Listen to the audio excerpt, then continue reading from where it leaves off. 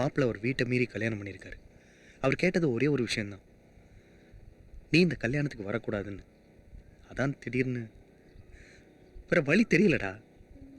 புரிஞ்சுக்க சிவா.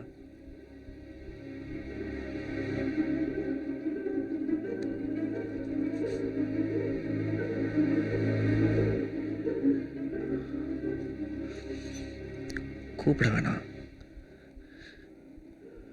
அட்லீஸ்ட் சொல்லியிருக்கலாம்.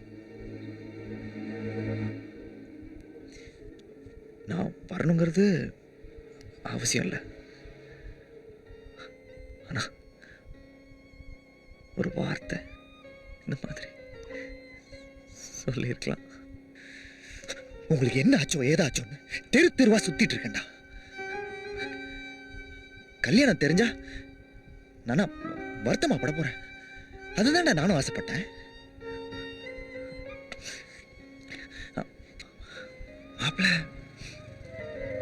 மாப்பிள்ள வேணான்னு சொல்லியிருந்தா நான் பாட்டுக்கு ஓரமா நின்று எப்படியாவது பார்த்துருப்பேன். ஆனா அவன் என்ன சொல்லல?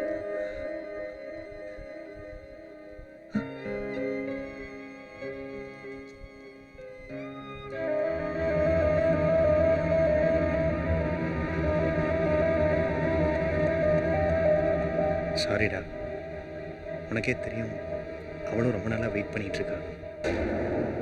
அவ வீட்லேயும் பிரச்சனைடா.